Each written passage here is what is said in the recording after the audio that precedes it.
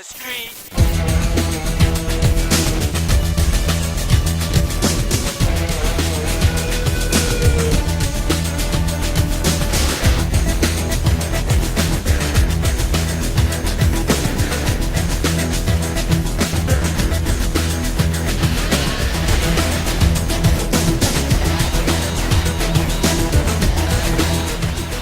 Inside Ann Arbor's car culture, you've got people that come together around particular brands sometimes, and in this case, I am connecting with a longtime friend of mine who's actually a call-in guest from the Car Guy Show when the Car Guy Show was in Detroit. Hey. On the radio. Yes. Co-host Bob Stockton and I gave a trivia question on something. We did that every week for like tour tickets to the Henry Ford Museum or something like that. How'd you learn about the radio show? Just going through the channels one Saturday and being... Live in Detroit, it's the Car Guy Show. And on our trivia line is, what's your name? Corky Zarin. Corky, what are you calling about? Let's see, your question was, what was the first year for the Oldsmobile Tornado? Is that what the question was? Do you remember that? I think that was the first one I called in, Okay. and then the following week you asked what car... What was the first year of the Tornado? 1966. Yeah, It's been remember, a that's a while. pretty slick style. The following weekend you asked what car company originated up in Lansing, Michigan. That's an easy one. And that was Oldsmobile. Of course. Yeah. Yeah. So 2 weeks in a row, both Oldsmobile-oriented questions. You'd think I was an Oldsmobile junkie, I almost you know? thought that. But it was just neat trivia that we were having. So here we are today at what used to be Swedish Engineering, and it's now Arbor Motion. It's now Arbor Motion. Right. So 10 years later, I'm visiting Ann Arbor, Michigan, around Detroit on my day of seeing friends around here. Okay. We're here to take a 10-minute tour of what is now a giant operation. How many bays? 15 bays plus a Hunter four-wheel alignment rack. Hunter, what a brand. And you got some new technology and automotive tools you want to show me. Yep. And I want you to know, in Ann Arbor, Michigan, these are such environmentally sensitive people and a shop that they don't have loaner cars, they have loaner... Well, we have loaner bicycles. We do have loaner cars also. I just think it's great. Plus the Hunter alignment rack. Okay, look at that. Well, you can align up to full-size trucks. Yes. Okay. Yes. Anything with an adjustable front or rear suspension, we can address. And in a brief amount of time with you and me talking car guy to car guy, what are we going to look at? You told me they got an environmentally sensitive shop. You're going to highlight some of the things you're doing. Well, it just makes sense to be environmentally responsible. Right. Less things that you have to dispose of, and, Right. and it's easier to reuse something than throw it away. Absolutely. One of the things that we do is any of the petroleum-based fluids in the car, transmission fluid, motor oil, rear-end fluid, we pump into this 3,000-gallon double-walled tank. Okay, so this is where you reclaim the motor oil. Motor oil, transmission oil, rear-end oil. Okay. And then... Now, you have a truck come by every week or two to take this away? We used to about once a month have to have it hauled away. Okay, so what's going on? No more? So no more. In fact, we have other shops bring us their waste oil. We have customers, do-it-yourselfers, bring us their waste oil. You want the oil? We want the oil. Okay. It goes through our filtration system, and then it powers the furnaces that keep the building. No kidding. Now, it says clean burn up on the side of that. Yeah. So this is environmentally sound? It's as efficient, if not more efficient, than your home furnace. No kidding. So maybe the future we should all be running our households on reclaimed motor oil. What else you got going? Well, we recycle our antifreeze. Okay. You don't buy coolant.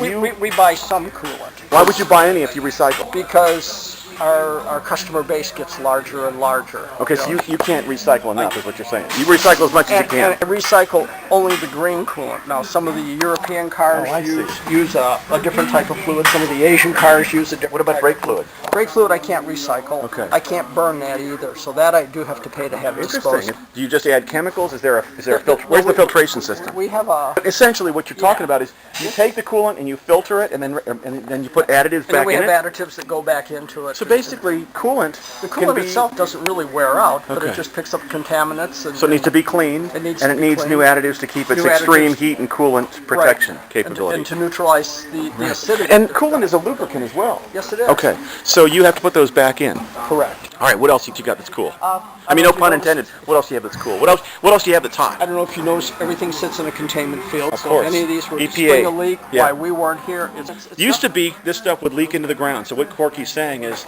that we're in the auto industry and the service industry today, we are not allowing anything to go into the concrete or into the ground below the building. That is correct. Okay. It's about time, huh? After a century of throwing grease around like Letting maniacs. grease and everything Yeah. leak into the Okay. ground. So high tech. Very high tech.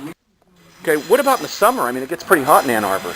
But insulated roof, Okay. ceiling fans, You keep the doors 100 degrees out. The ultimate hunter. The Hunter Road Force. Okay, you got your basic mounting equipment, then you got the Hunter Road Force. Well, this is cool. You were excited to talk about this. This is a really impressive machine. What it does is this measures your wheel for run out. Then this So it rides on the wheel as it's rotating. on the inside and on the outside of the wheel. Okay. And then this drum puts 12 to 1,400 pounds of pressure on the tire, simulating the weight of the car. Okay. It looks for irregularities in the wheel. It looks for irregularities in the tire, and it allows you to match them up for optimal balancing, for minimal vibration. So the computer controls that it's displaying, are the computer sensors, contributes to what is more than a wheel balance. You're saying you've really got, okay. It allows you to index the tire to the wheel for optimum balance, for minimal amount of weights being used. So let me be sure I'm getting this, because I think folks would appreciate, in the convention over the last century, you put typically weights on the wheel to offset irregularities in weight, tire weight on any part of the circumference of the tire. Here we're talking about indexing actually for the weight, any irregularities in the tread surface, right? And any irregularities in the wheel, and finding the optimal position to mount that tire on that wheel.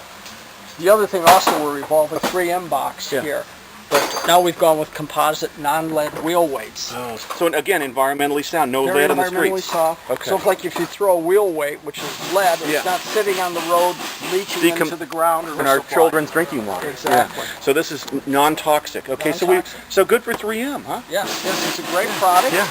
And again, it's a stick-on weight. And you just cut it to length here. You just cut it to, this tells you the weight right here. Okay. So it's indexed. It's indexed in both grams. How soon do you think we can get away from lead weights completely in the marketplace? Any projection? Anybody talking about that? I could only speculate on that.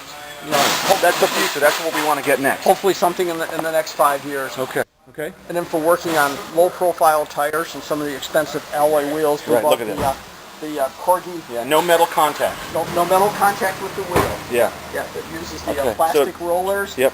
Little plastic centerpiece for holding it in place. So just absolute gentle, careful, controlled precision. Really.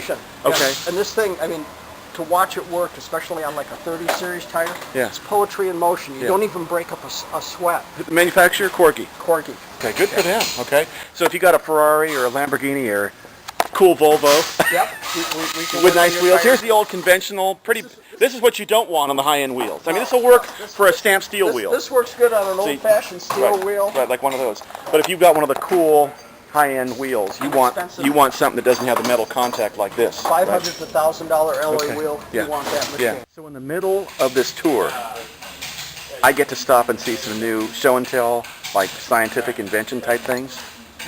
Latest tool on the market right now. Okay. I believe we got one of the first ones in the area. Yes, absolutely. All right, and I'm Steve Ford here, introducing myself to James Snyder. James Snyder. Good to meet you. Good to meet you. And you're the general manager here at Arbor Motion. That's correct. Which used to be Swedish Engineering. Exactly. Until you folks recognized if we can fix Volvos, we can fix anything. So what are we looking at? This looks like some kind of a thing that's going to be in Back to the Future, zapping you. Well, it's kind of funny because the first ones that came out were pretty rude and crude, and they looked like just a PVC pipe with, basically it's just a mini inductor in here. So what we're using is electricity to heat this. So if you can imagine when working on vehicles that are 10 to 20 years old, and they have a lot of rusty bolts. Right. And if you notice, it's heating it up so fast that I'm holding it with one hand. Right. So you're able to hold it. It's not hot here. Nope. But it's getting really hot down here. Absolutely. And it'll get it to cherry red in less than 10 seconds. And you're going to hold on to it. Absolutely. You're more of a magician than a mechanic at I don't know point, about that. Right? Or what are these, self-discipline things? I will hold on to, I can walk. You walk on hot coals too? No, absolutely not. Okay. So if you were under the car, you get a rusty bolt that's awful, and you're going to heat it up and that'll cook all the rust? You're afraid of breaking the bolt, so here you can heat the area up without the danger of flame and from if you an feel this right here, torch. This part is absolutely cool to a touch. So it's the speed at which this does the heating. And the heat is focused at a very precise area. So like if you're working near a gas tank, something you couldn't do with an oxyacetylene torch. Right. You can heat it up. No kidding. Absolutely. How long have you guys had this? About 2 weeks. What's the company? We got to give them a plug here. Sure, absolutely. The Mini Mini ductor. But I have Okay. to give credit to my Snap-on guy. He's the one who brought it to our attention. You know, the truck comes by, you expect Absolutely. this kind of stuff, right? You bet. This is like You the bet. show and tell that they And bring. it is, What's the and price or range? It's about 600. And it's $600. About 600 bucks. So if it's worth it to you, But you to, definitely want to get the coil. well, let me just say this much. Yes. In California, we might not need to get a rusty bolt device as much as we do in Michigan, right? Sure, I mean, sure. here, when you've got salt on the roads Right. and a lot of rust, it's worthwhile. Absolutely. $600. This is brand new in the market. We're looking at the cutting edge of technology. That's cool. Okay, are you aware of this Mini that you guys have in with the O-rings? Let's talk about that. Can we go talk about that? Or Sure, or you want to Should we do go that in down the to tour? vehicle? All right, okay. Taking to the street.